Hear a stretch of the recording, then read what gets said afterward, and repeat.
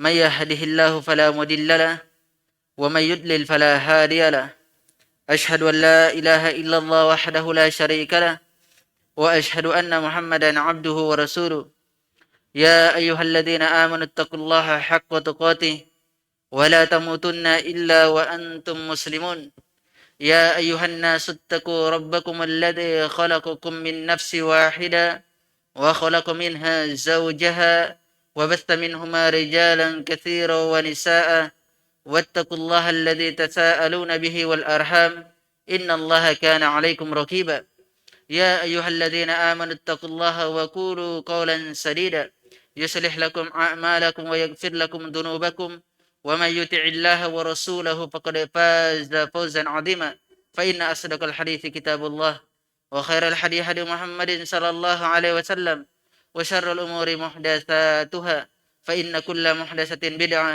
وكل بدعة ضلالة وكل ضلالة في النار إخواني في الدين jamaah Jumat rahimani wa rahimakumullahu jami'an. Kita bersyukur kepada Allah Subhanahu wa taala atas limpahan rahmat karunia-Nya kepada kita semua. Kita bersyukur atas nikmat-nikmat yang Allah Subhanahu wa taala berikan. Tentunya dari kenikmatan dan karunia tersebut seorang hamba itu tidak akan pernah sanggup dan mampu untuk menghitung dari kenikmatan tersebut, dari karunia yang Allah Subhanahu wa taala berikan kepada kita semua. Oleh sebab itulah dengan kenikmatan dan karunia itu kita memuji Allah Subhanahu wa taala dengan pujian yang ikhlas, pujian yang tinggi, pujian kecintaan, pengagungan hanya kepadanya. Kemudian salawat dan salam atas Nabi Allah Muhammad sallallahu alaihi wasallam beserta keluarga dan para sahabatnya. Huwa uswatun hasanah. Rasulullah sallallahu alaihi wasallam adalah teladan terbaik untuk seluruh manusia. Allah Subhanahu wa taala berfirman di dalam Al-Qur'anul Karim, "Wa ma asaba min musibatin fil ardi wala fi anfusikum illa fi kitabim min qabli an nabra'aha. Inna dzalika 'ala Allahi yasir." Allah Subhanahu wa taala berfirman dalam Al-Qur'anul Karim, tidaklah suatu musibah menimpa kalian di muka bumi ini dan tidak pula musibah yang menimpa pada diri-diri kalian kecuali kami telah menulisnya, yaitu kami telah menulisnya di dalam Lauhul Mahfuz. Yang demikian itu mudah bagi Allah Subhanahu wa taala. Dari ayat yang mulia ini Allah Subhanahu wa taala menerangkan kepada kita semua bahwasanya apa saja yang terjadi, musibah apa saja yang terjadi pada alam semesta, baik gempa bumi, banjir, atau musibah yang dahsyat sekalian yang mengguncang alam semesta ini, itu tidaklah kecuali dengan ketentuan dan kehendak Allah Subhanahu wa taala. Tidaklah itu semua terjadi kecuali Allah Subhanahu wa taala telah mentakdirkan itu semua. Demikian juga musibah apa saja yang menimpa kepada diri manusia, baik itu penyakit yang ada pada dirinya, musibah dari keluarganya, istri, anaknya, atau dia diuji dengan berbagai macam ujian, bahkan sampai-sampai ujian itu sampai kepada kerongkongan mereka, yaitu terpenggalnya leher-leher mereka. Tidaklah semua itu adalah ketetapan Allah Subhanahu wa taala, dan semua ketetapan Allah Subhanahu wa taala pasti berlaku. Dari ayat yang mulia ini juga diterangkan bahwasanya seorang hendaknya dia meyakini tentang takdir Allah Subhanahu wa taala, dan itu adalah rukun daripada rukun iman yang keenam, percaya kepada takdir, ketentuan Allah Subhanahu wa taala, dan qada keputusan Allah Subhanahu wa taala. Jadi semua dari kehidupan ini berjalan di atas takdir Allah Subhanahu wa taala. Yang demikian Allah Subhanahu wa taala telah menetapkan takdir tersebut sebelum Ia menciptakan langit dan bumi 50.000 tahun sebelumnya. Sebagaimana datang hadisnya dari Abdullah ibn al-Amr ibn al-As radhiyallahu an yang diriwayatkan Imam Bukhari, Imam Muslim, dan selainnya.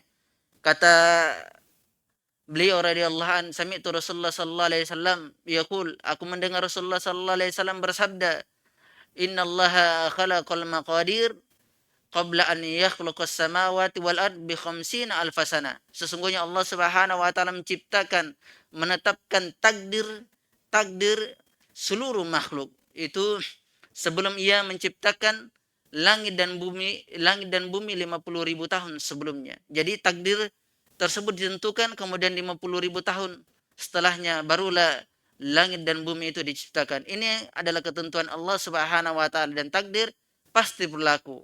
Apa saja yang berada pada diri manusia, baik itu suatu kemudahan bagi dia, baik itu kekayaan, kemelaratan, kemudian kepintaran, kecerdasan, atau kebodohan yang ada pada dirinya, maka itu adalah ketentuan Allah.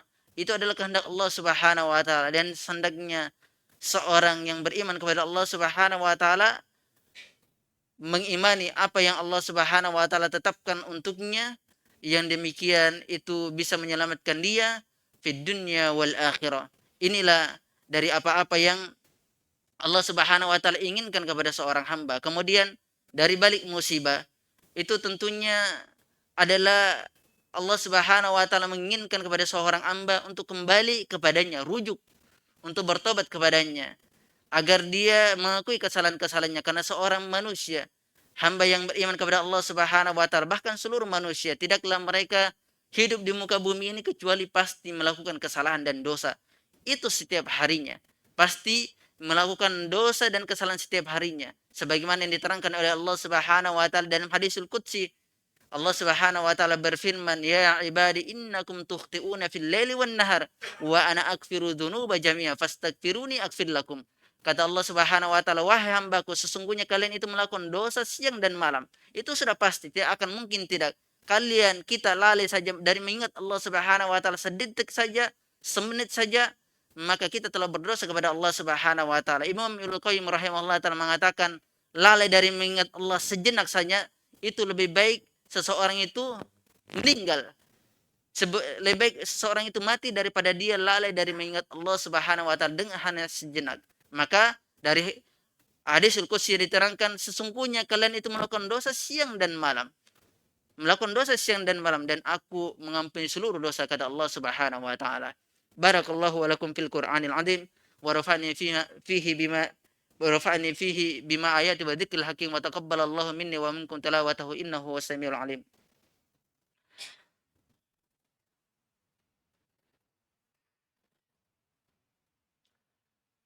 Alhamdulillahilladzi ala ihsani wa syukru lahu ala taufiqi wal amtinani. Asyhadu an la ilaha illallah wahdahu la syarika lah ta'ziman li sya'ni wa asyhadu anna Muhammadan abduhu wa rasuluh ad-da'i ila ridwani sallallahu alaihi wasallam.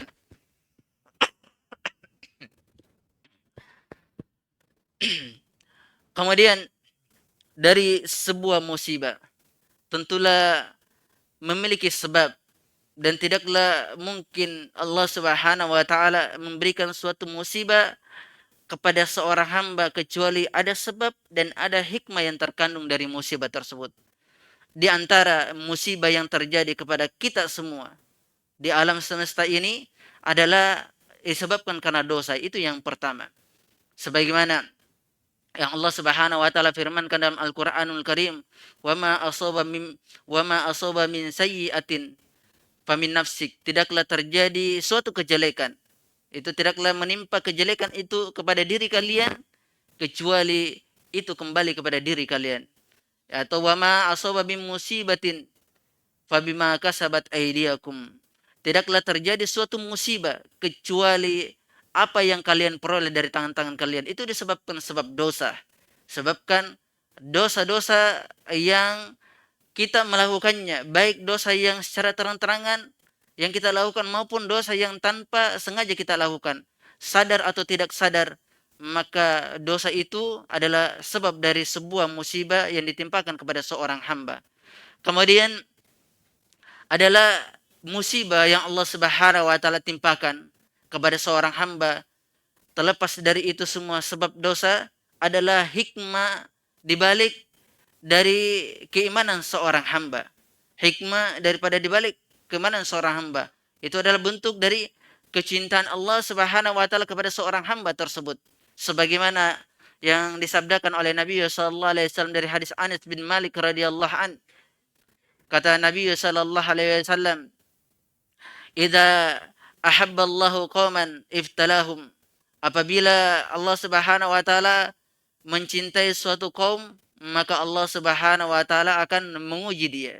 Faman radiya falahu ridha wa man sakhita falahu sakhat. Apabila Allah Subhanahu wa taala mencintai kaum, pasti Allah Subhanahu wa taala akan memberikan ujian, memberikan musibah kepada dia.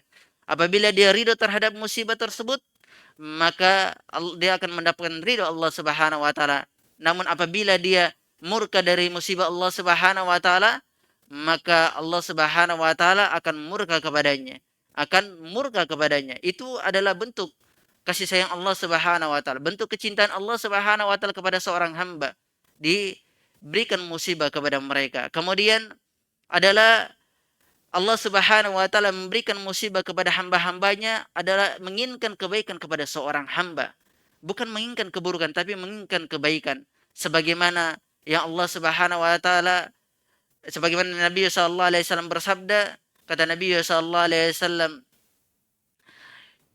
innal abda atau innal abda idza arada Allah bi khair ajjalahu uqubata fid dunya wa idza arada Allah bi 'abdihi syarr amsaka anhu bi dzambi hatta yuwafi bihi yaumal qiyamah. Kata Nabi sallallahu alaihi wasallam, sesungguhnya apabila Allah Subhanahu wa taala menginginkan kepada seorang hamba kebaikan, maka Allah Subhanahu wa taala akan menyegerakan hukuman di dunia. Namun apabila Allah Subhanahu wa taala menginginkan kepada seorang hamba keburukan, maka Allah Subhanahu wa taala menahan hukuman tersebut di dunia dan akan ditunaikan hukuman tersebut di negeri akhirat. Na'udzubillah. Akhirat negeri yang paling berat hukumannya. Tidak ada hukuman yang paling berat kecuali hukuman di negeri akhirat. Dan seringan-ringan hukuman yang ada di akhirat, di neraka, yaitu ketika seseorang dipakaikan sandal kemudian sampai mendidih di kepalanya. Itu paling ringan daripada sebuah hukuman di neraka jahanam, di negeri akhirat. Na'udzubillah. Maka oleh sebab itulah bentuk kecintaan Allah adalah menyegerakan hukumannya kepada hamba-hambanya yang beriman kepada Allah Subhanahu wa taala.